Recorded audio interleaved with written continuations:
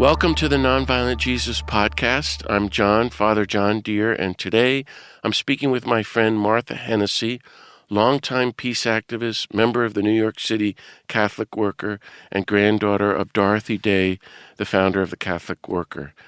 This podcast is a project of www.beatitudecenter.org, where you can find many other podcasts and regular Zoom programs on the nonviolence of Jesus and practicing peace and nonviolence and working for a more just, more nonviolent world.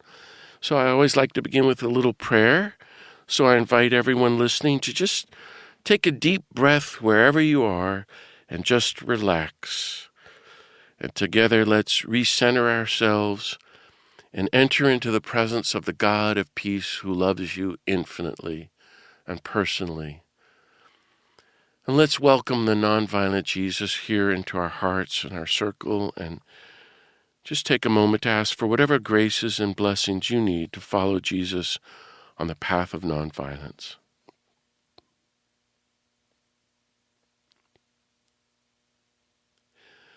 God of peace, thank you for all the many blessings of life and love and peace that you give us. Be with us now as we reflect together on your call to live and practice gospel nonviolence, to do our part to help end war and poverty, racism and greed, injustice and nuclear weapons, and all violence and destruction, that we might be faithful followers of the nonviolent Jesus. Bless us, inspire us, disarm us, strengthen us, and send us forth that we might be your beatitude people of universal love, compassion, and peace, your holy peacemakers, your beloved sons and daughters. We ask this mighty blessing in Jesus' name. Amen. Well, it's my great pleasure to welcome today my friend Martha Hennessy, as I said, a longtime peace activist, member of the New York City Catholic Worker, and granddaughter of Dorothy Day, the founder of the Catholic Worker movement. Martha's coming to us live from her family farm in Vermont, and she volunteers part-time in New York City at the Maryhouse Catholic Worker, but speaks regularly on issues of war and poverty, nuclear weapons, and the works of mercy. She's traveled to Russia, Iraq, Iran, Palestine, Egypt, Afghanistan, and Korea to witness for peace, and she recently served prison time for protesting nuclear weapons as part of the Kings Bay plowshares. Martha Hennessy, welcome to the Nonviolent Jesus podcast. Thanks for joining me. Oh, thanks so much for having me, John. Well, I want to begin by reading a famous statement by your grandmother, the great Dorothy Day. I think everyone knows who Dorothy Day was, the founder of the Catholic Worker in the early 1930s, and so she launched the newspaper, the Catholic Worker, then the House of Hospitality movement, and there's hundreds today around the country and the world where people serve but also live with the poor. But she was also just one of the greatest Christians in history because she said no to every single war. And I was saying to you, Martha, our friend Robert Ellsberg has published this great new collection of your grandmother's writings, Dorothy Day, spiritual writings. And in it, and I wrote a blurb about it, that Robert includes her statement at the break of World War II. And it's just one of the most shocking things in all of Christian history. How's that for a buildup? And I want you to comment on it. I'm going to read a little bit of it and just say whatever you think. And what's so amazing to me is the whole country, after the U.S. attack from Japan on Pearl Harbor, and the U.S. is now involved in World War II against the Nazis in Germany, but also Japan, and now also Italy. Everybody's for war. All Christians are mobilized for war in the U.S. and around the world. And pretty much this lone voice, and maybe the only voice in the Catholic Church against the war. And she's saying, well, we're followers of the nonviolent Jesus. We can't support the war. And so this was the editorial that was published on January 1st, 1942 in the Catholic Worker. It was an open letter she wrote. And people can look it up. It's in a lot of the Dorothy Day writings books. But here's a couple of paragraphs. And I invite you to reflect with us and what you think about this, because I think it's as needed today as ever. We will print the words of Christ who is with us always, even to the end of the world. Quote, love your enemies, do good to those who hate you, and pray for those who persecute you, that you may be children of your Father in heaven, who makes God's sun rise on the good and the bad, and sends rain on the just and the unjust. We are still pacifists. Our manifesto is the Sermon on the Mount. That's the great line. Our manifesto is the Sermon on the Mount, which means we will still try to be peacemakers. Speaking for many who are conscientious objectors, we will not participate in armed warfare or in making weapons or by buying government bonds to prosecute the war or in urging others in these war-making efforts. And she goes on at length like that. Martha Hennessy, I think it's just one of the greatest moments in Christian history. And that Dorothy Day just stood up and said, hey, we'd like to kill like everybody, but we're followers of Jesus. And so our manifesto is the Sermon on the Mount. What do you think, Martha? Oh, John, thank you so much for picking out that reading. It's really, really powerful. Dorothy always referred to Peter as the founder of the movement. So tell us who Peter was so everybody knows. Yeah, but you and I will say, I'm going to say Dorothy. She was being nonviolent. Tell us about Peter, though, just for the record. Well, Peter was the one who really put Dorothy on the trajectory of starting a newspaper and the houses of hospitality. She was 5 years into her conversion, and she hadn't yet figured out what her role was, what her vocation was with her background and her skills as a writer. So Peter is the one who helped launch the movement. Peter Morin, the co-founder. Peter Morin, yeah. So the Sermon on the Mount is being our Christian manifesto. The Catholic Worker was always asked, where do you stand with this war, this current war? And her answer would be the same each time. She spoke about the Spanish Civil War being unnecessary and unjust, and she felt that was true for every war. This attitude of, what's to save Christianity, what's to save civilization and democracy, and war will not save any of these values that we have. And she made it very clear that gearing ourselves up for war-making, death-dealing bombers. I'm looking at her June 1940 write-up on our stand on World War II. And, we need the money to heal and rebuild a shattered world. And this is so true today, even. But it is very, very clear what Jesus tells us to do. And it's very clear that Dorothy understood that and took it to heart. And another thing she said in her 1940 write-up, there are many who consider that we're approaching the end of the world. But what are 2,000 years in the history of the world? We are still in the beginnings of Christianity. It is true that we are at the end of an era, and we are probably seeing the death throes of capitalism. That was written in 1940, and here we're still witnessing the thrashing of empire and the death knell of capitalism. So she gave us these words. She gave us this guidance. She stood in a place that much of the U.S. Catholic Church was not standing in, and she suffered from taking that true stand as a Christian, as a disciple of Christ in the 20th century. And as John, you point out, a very important Catholic in the history of the U.S. I think that she helped define the church in its trueness in her time with her witness. And so we have to be ever so grateful for what she did and what she said and what she wrote, her witness, and we're still challenged today to rise up to that, to oppose war at any cost, no matter what. This business of just war theory, Pope Francis is now moving beyond that, because with modern day weapons, there's no such thing as a just war, because more civilians and innocents get killed.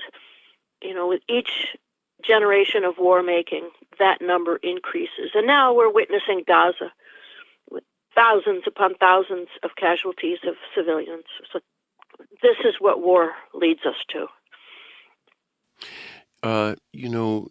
You talked about the cost, and it's hard for us to grasp right now that she publishes this. She went from just a little tiny newspaper, and in a couple of months, 100,000 readers in 1933. It's incredible with just word of mouth, and it was so long ago. And this is published, and everybody cancels their subscription, and a lot of Catholic worker houses closed. People left her. How dare you be against the war? And then if you study, like Paul Eli's great book, I think he makes it clearest, her legacy. As you said, she was against every single war. And our friend Daniel Berrigan was always in awe of her, because we never had that before. We never had a priest against wars. The U.S.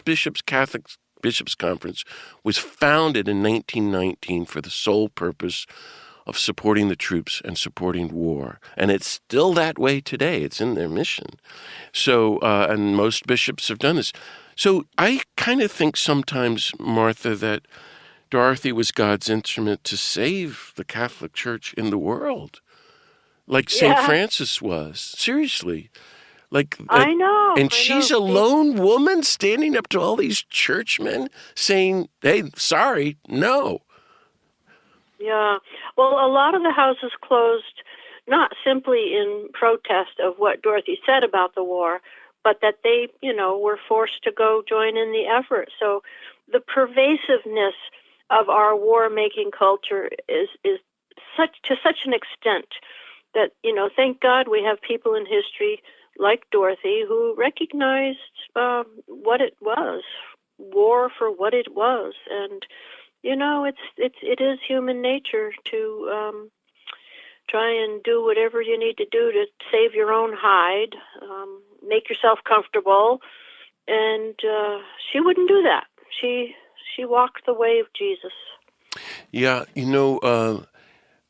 I think of my friend Mary Lou Kalnacki, who wrote an essay shortly after Dorothy Day died in the early 80s. She was one of the early leaders of Pax Christi. And she said, I used to think that Dorothy was so great because she took in the homeless and lived with them and really began to live out Matthew 25. And I thought she was great because she said no to war and then no to nuclear weapons, and she did civil disobedience. And I thought she was great because she was such a brilliant writer. And in the end, she has this great line that Dorothy was great because she was faithful to this as a way of life, in season and out. No matter what the country or the church was saying, she stayed faithful to the Sermon on the Mount. And she lived long. And I thought that was a brilliant insight, that Dorothy stayed the course, and it's very easy to give up. And she didn't. She never did. Yeah. I wonder if you could reflect on that for a moment, about her fidelity and what it might mean for you. And since I got you, Martha, and I don't know if I've ever even asked you this, can you tell us what it was like, what she was like, your grandmother? Oh, yeah, this fidelity, well, because she was a mystic, because she was touched by God. She was, I think, an exceptional person, but I would describe her as an ordinary grandmother. I mean, we all understood when each of us reached a certain age that, she wasn't ordinary. She was extraordinary, and we understood that she belonged to the world. But, to grow up with a grandmother like that, you spend the rest of your life trying to understand what she was about. And, I didn't really fully grasp it. It took me a lifetime to fully grasp her capacity, her fidelity, her focus. She was very gentle. She was very strong. My older siblings probably got more admonishment from her than I did. She was too tired by the time I was having child out of wedlock. But the example that she gave us and that Tamar, my mother, gave us was one of be present and practice loving kindness. That's our humanity. If we can at least grasp and access those precepts of we're here to love one another, then so many beautiful things can follow. Oh, that's wonderful. Thank you. I found this line in the diaries that were published a few years ago in 1967. And it was the height of the civil rights movement and Dr. King and Vietnam. So, Dorothy wrote, she was a phenomenal writer, and her autobiography, The Long Loneliness, is one of the great spiritual classics of all time. But I always ponder that, that era of our great figures, Dorothy and Thomas Merton and our friend Daniel Berrigan, much less Gandhi or Dr. King, never wrote about Jesus, much less even really books on nonviolence. And Dorothy didn't write about it that much, but I found this line: nonviolence is the all-important virtue to be nourished and studied and cultivated. And that was very helpful to me. And there are others like it, which she says that. I wonder if you could reflect on Dorothy's teachings of nonviolence. So, for example, when I was in prison with Phil Berrigan, he said, she was at Gandhi level because she wasn't just teaching it and writing about it, but she was modeling it by taking the homeless in and living with them and getting arrested and going to prison and keeping it small and trusting in God. It was a very, very hard life. Any thoughts on Dorothy as a real teacher and model of nonviolence and therefore Christianity and the Sermon on the Mount? Well, her willingness to give her will over to God. Why do you say that? I mean, is that something that you see in her writings and you experience? That's very powerful that you say that. Well, I saw it in what happened to my mother's parents. At the family level, this practice of nonviolence, really does begin with each of us in our own hearts. And she gave up a life that she so dearly wanted. My mother suffered. With your grandfather, Foster. Mm-hmm. Yeah, losing her father as a child to this work. So Dorothy had a very personal experience initially, which I do believe prepared her to, give her will over to God. I think that my grandfather recognized something that he had to let go of and let her go do the work that she needed to do. And, that level of commitment and understanding and willingness to trust in God is what, gave her the stamina and the foundation to continue with nearly 50 years of the Catholic Worker movement. Well, thank you, Martha, for that beautiful answer. So Dorothy Day is on track to be beatified soon and probably canonized soon. And there's various reflections within the Catholic Worker movement and the family, I'm sure. I'm all for it, just to help get her message of peacemaking and the gospel far and wide. I just wonder if you wanted to reflect briefly on any of your thoughts about her legacy and also what that might mean, what your thought on it is these days. Oh, the U.S. Church desperately needs her as a saint. A lay woman, a mother, a grandmother, she has so much to give to the church, her gifts, and we desperately need the example that she set for us in these times, in this setting, this situation, this culture. And Pope Francis recognizes her as a saint, and the necessity of bringing her into the circle of saints as a way of, holding up an example of how to live one's life with heroic virtue, how to teach gospel nonviolence, no matter what time and place we are in.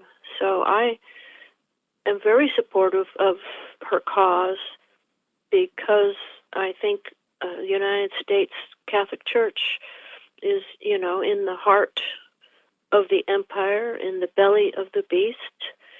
And someone like Dorothy, who came from, a very WASP background, my forebearers, helped build this country, which is an empire. But she held up an alternative, the care of the poor, the defense of the workers. All of that, I believe, fits in perfectly well with the Catholic social teachings. We need a saint like her for our times. And, of course, her writings. I believe she's a doctor of the church based on her writings. And so I'm really praying hard that this, I wish she could be fast-tracked like John Paul II was fast-tracked. Me too. That would be great. So I just think this whole cloud of witnesses is so critical to all of us, and she relied on the saints to guide her too. So it's really critical that this move forward, and I know that there is opposition to her cause based on the betrayal of Christ, as far as I'm concerned. So we're talking in Lent 2025, and just a few days ago or weeks ago, you on Ash Wednesday were in New York City for an Ash Wednesday service and peace vigil at the U.S. Mission to the United Nations, speaking out at outside of the treaty conference, calling for the ban on nuclear weapons. And my friend Archbishop John Wester of New Mexico was there with you. And some people were arrested. Tell us about that. That's a good way to spend Ash Wednesday, Martha. And your grandmother would be very proud of you. Well, it was really wonderful to have Archbishop Wester come and administer the ashes to our foreheads. And then we walked from the Isaiah Wall up to the U.S. Mission to the UN. And we're begging our country to sign the Treaty on the Prohibition of Nuclear Weapons that was put together in 2017. Archbishop Wester has written a pastoral. I forget what year that came out. You would know, John, because you helped work on that. And, we have to put our bodies where our mouths are. And we put our banner, we started to walk, we wanted to picket, like old Catholic Worker style. And we had a very long banner that, is telling the United States to please sign on to this treaty and abolish nuclear weapons. So we walked across First Avenue, and then we were going to do a circle, in front of the UN. And the police said, no, you can't walk on this sidewalk. And anyhow, they ended up pushing us into the street. And so once we were in the crosswalk with our sign that was big enough to block First Avenue, we stopped. We stopped crossing the street, and we, stopped the traffic, and we're cleaned up pretty quickly. But what more can we do? Were you arrested? Yes. And what did your banner say? Sign the treaty? Yes, United States sign. I can't remember. I'm always holding these signs, and then I can never remember what they say. But yes, we were arrested for disorderly conduct. But I did hear someone say after this action that Qatar asked Israel to sign the TPNW. So we would like to think that week at the UN and the U.S. mission to the UN has had an effect on various leaders of countries. And the word is out. We need to get rid of these nuclear weapons. And, I think Russia has wanted to get rid of these nuclear weapons from the very beginning. And I lay the blame for the situation we're in today directly at the feet of the United States. Yeah. A couple of years ago, I started working with the Catholic Worker and basically joined a local community in Central California once a week, and we distribute food to hundreds and hundreds of farm worker families every week. And I mean tons and tons and tons of food. It's usually mothers and kids show up because the fathers are out working in the field. And it's just life-changing. I don't do anything. I'm in charge of usually giving out the cereal, and all the other friends just make fun of me. You are working at the Mother House, Maryhouse Catholic Worker, where your grandmother lived and actually where she died in 1980. Tell us about Maryhouse these days, what it's like and what you've been doing. I was there last year, but tell everybody about life at Maryhouse. Well, life in community and life at a house of hospitality requires similar skills to what I had as a mother and a wife. I've been volunteering there part-time for about 15 years now. And the house is special. The house has an amazing spirit to it. I mean, there's a lot of hardship with working, with the poor and with those who come into community. There's a lot of mental illness, both with guests and workers, and we all come with need to the house of hospitality.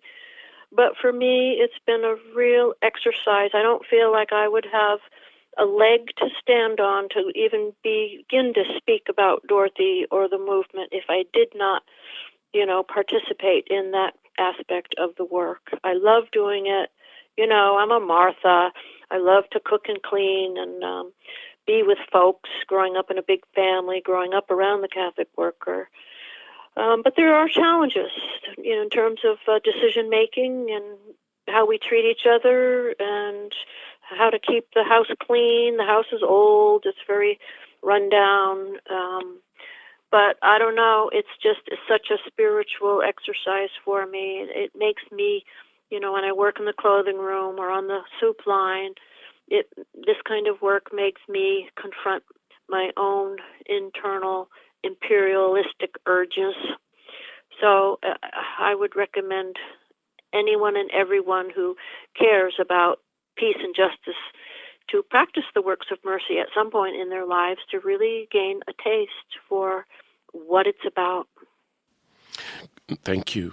So you took a big risk a couple of years ago and crossed a line with the Kings Bay Plowshares in a nuclear disarmament action and went to prison. We don't have much time. Can you just say a little bit about that for people who don't know what you did and what your message was? Well, Phil and Dan Berrigan started the Plowshares movement. The first action occurred 3 months before Dorothy died in 1980. We're coming up on the 7th anniversary of our action. We chose April 4th, the day that King was murdered by the state, the 50th anniversary of his assassination. And we chose Kings Bay, that houses the Trident nuclear subs that can strike anywhere on the planet within 15 minutes. Enough firepower to destroy the world 4 times over with the U.S. arsenal. We thought that was insane, and so we went into the base and we did the usual traditional actions of pouring our own blood to show that we do not want to shed innocent blood. We, like Jesus, we are to sacrifice ourselves for our brothers and sisters, and also the sacramental, nonviolent action of hammering on the weapons systems symbolically, based on Isaiah 2:4, we need to beat our swords into plowshares. And I served a 10-month sentence. And again, this is an exercise of self-disarmament. And it's an exercise of pointing out that these nuclear weapons are deadly and insane and illegal and immoral. And so we go on to the base to preach, get a different job. This is not a decent livelihood. And then, of course, we go into the federal courts to point out that it's on paper that this is illegal. And, of course, we get suppressed every time. And then, of course, the third part of the ministry is helping the women in the prisons. And, our prisons are full of the most vulnerable members of society, and we scapegoat them. So nuclear abolition and prison abolition really go hand in hand in terms of being nonviolent in our culture. Thank you, Martha. Well, our time is coming to an end. And again, another huge, ridiculous question. Any final thoughts under this new Trump administration and all that we're witnessing of the rise, even greater rise of fascism, authoritarianism, oligarchy, and therefore racism and war-making and collective insanity, especially from Dorothy's witness and the Catholic Worker witness, suggestions for people about steps to go forward to live out the Sermon on the Mount as a manifesto and to take any public actions? What would you recommend to people who are looking for things to do to respond? Well, she pointed out that the problems that we face are a result of empire, and that the solutions will never come from the state. So we each have to do our own little part in terms of finding out in our own neighborhoods what we can do to practice the works of mercy, to care for the most vulnerable, to love our neighbors as ourselves. And, not everyone can do a plowshare's action. Not everyone can run a house of hospitality or write a newspaper. But to find one's niche, I think the Catholic Worker movement is a beautifully integrated and sound model to participate in, to create a new world in which create a new world from the shell of the old world, as Peter Morin would say, and to make a society in which it's easier to be good. And our current situation is inevitable. I mean, that's the condition of advanced capitalism. Practice a war economy for decades, and this is where we will end up. Oligarchy, plutocracy, white supremacy. Martin Luther King Jr. named it all, the triple evils of racism, militarism, and materialism. And so this is the inevitable outcome of practicing this capitalism for 500 years now. Well, I really want to thank you, Martha. Is there any last word you'd like to offer our listeners? Don't forget to have fun and retain hope. Okay. Good last piece of advice. Thank you so much for being with me, Martha. And I hope everybody enjoyed listening to Martha Hennessy. Thank you, friends, for listening to the Nonviolent Jesus podcast. You can hear more podcasts and find other upcoming Zoom programs at beatitudecenter.org. And please consider offering a donation to support this free work. And if you can, maybe leave some positive feedback or a review on Apple or Spotify or the National Catholic Reporter, whatever platform you're using. So thank you so much. May the God of peace bless everyone. Keep on following the nonviolent Jesus, and see you all next time.